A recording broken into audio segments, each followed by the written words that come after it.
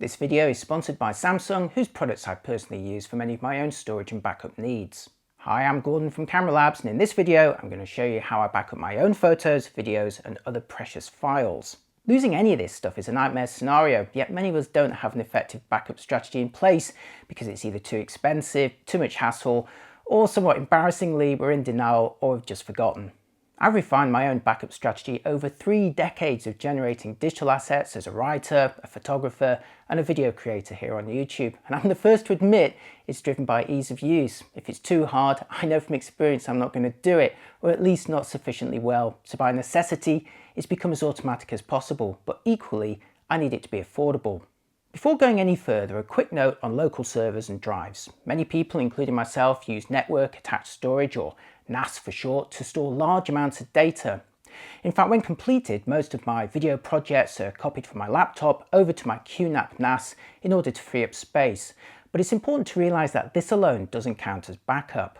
Sure, the RAID array may offer a huge capacity and protect my data from individual drive failure, but it's not going to combat fire, flood or theft that's going on in the next room. Anything that threatens my main laptop computer is unlikely to leave my NAS untouched. So for meaningful protection, a backup needs to be physically kept in a different and a safe location from the original files.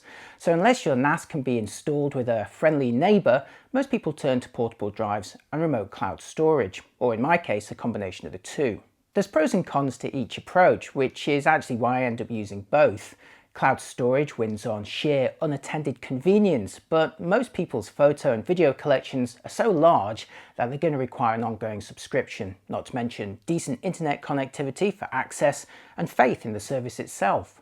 Meanwhile, portable drives may place the onus on you to perform the backups and remove them off-site afterwards, but they do provide a lot of storage for a one-off fee, and they don't need the internet to work, and that makes them not just ideal for tighter budgets, but also anyone working on the move.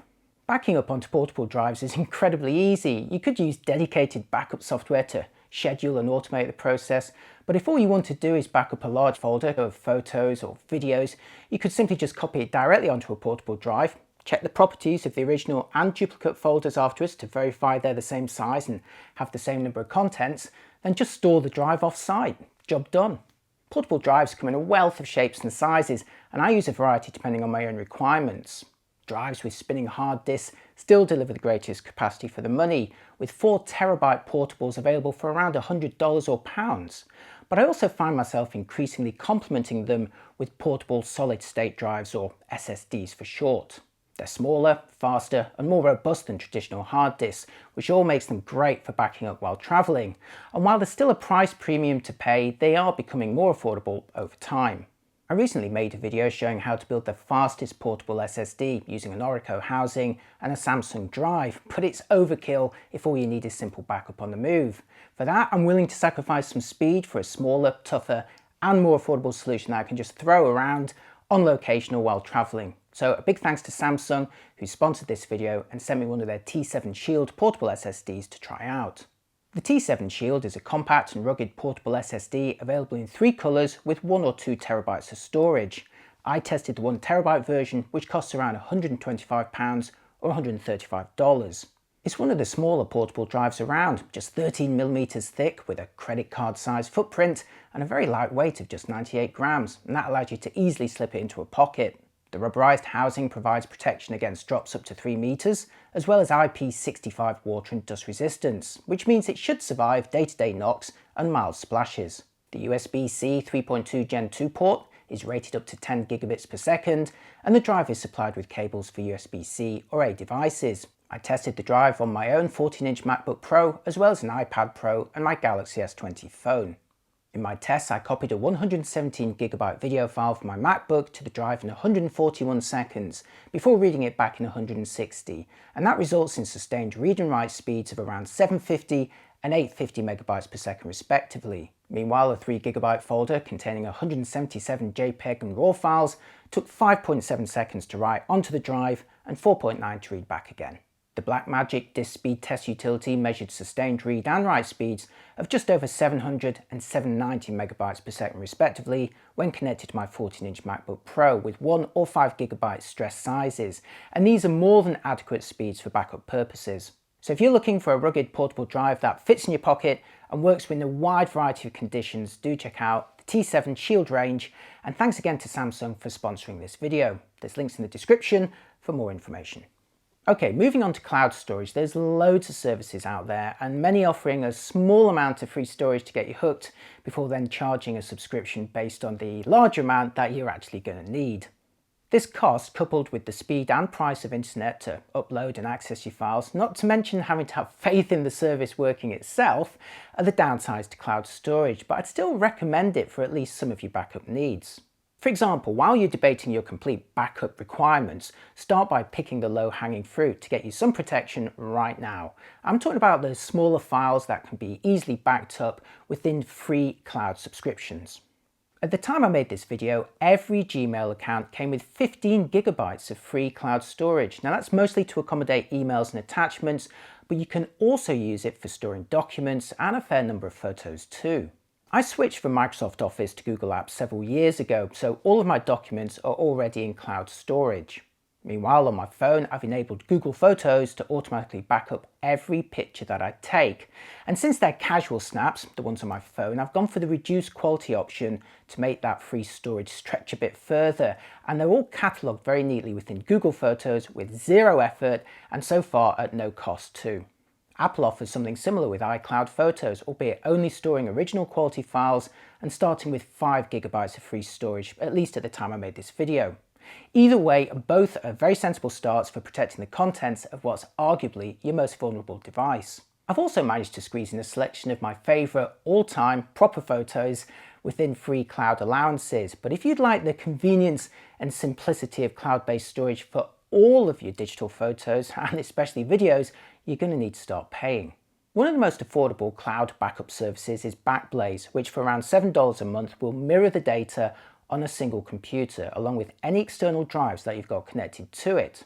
Impressively, the data allowance on a personal account is unlimited too, although you will need to reconnect any external drives at least once a month, and any files that you delete will also be removed on the backup version, with a 30-day recovery period if you decide to get them back. If you prefer to back up a NAS, that's counted as a business service and charged at $5 per terabyte.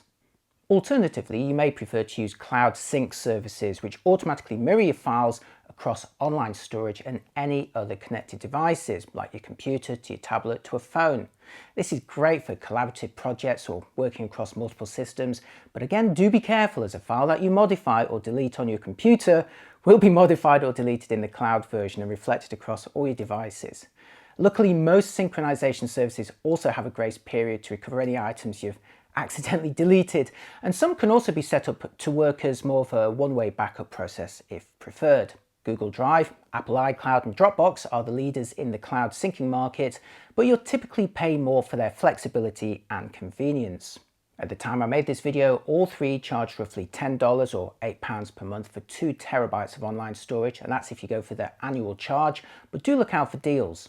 As an existing Google Workspace subscriber, I was offered an upgrade that included 2 terabytes of cloud storage for only £5 more a month than I was already paying.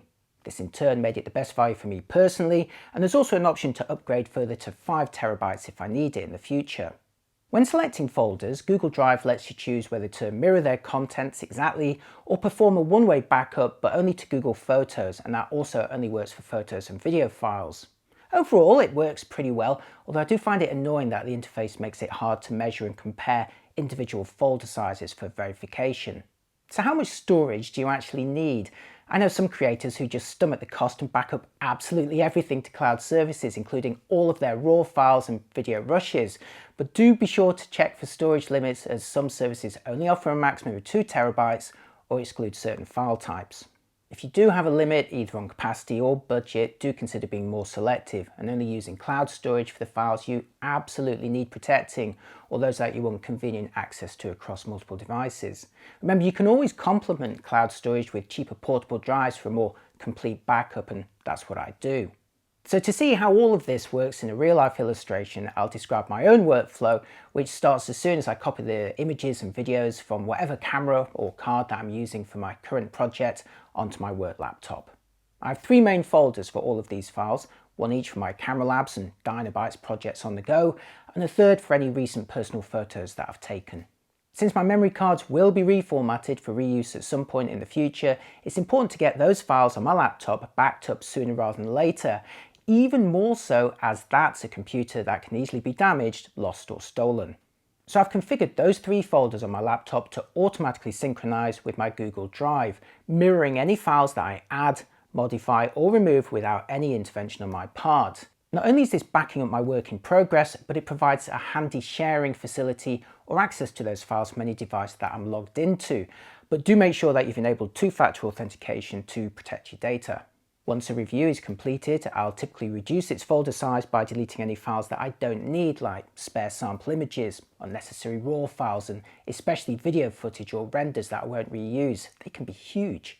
I then copy this final folder into an archive section on my local NAS before verifying the contents are identical, and that's a really important step on any backup process. Likewise for my personal photos, once I've gone through a folder for an event or a trip. Software on my NAS then automatically backs up my archived work and personal photo folders again to Google Drive Cloud Storage, as well as one of 2 portable drives that I alternate while keeping one at a nearby family home.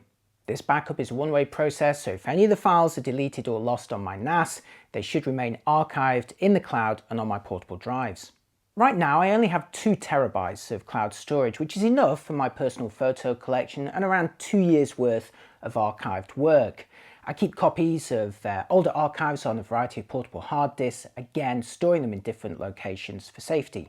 As my own storage requirements increase in the future, I'll consider either boosting my Google Drive subscription or more likely configuring my NAS to back up directly to services like, say, Backblaze instead. But I'm always going to be using portable drives too. Now everyone's backup requirements are different, not just in terms of data and its importance to you, but also concerning your budget and how much effort you're willing to put in. Maybe you absolutely need to back up every last megabyte, or perhaps you only want to protect personal photos and videos. Either way, I'd really recommend thinking very carefully about what you absolutely can't bear to lose and put a strategy in place to protect it as soon as you can. Do let me know in the comments about your own backup techniques and the services or products that have made it possible. I'd love to hear what you're using and what you'd recommend. Thanks again to Samsung for sponsoring this video, and if you'd like to find out more about their portable drives and other storage solutions, check out the links in the description. Thanks for watching, and I'll see you next time. Bye bye.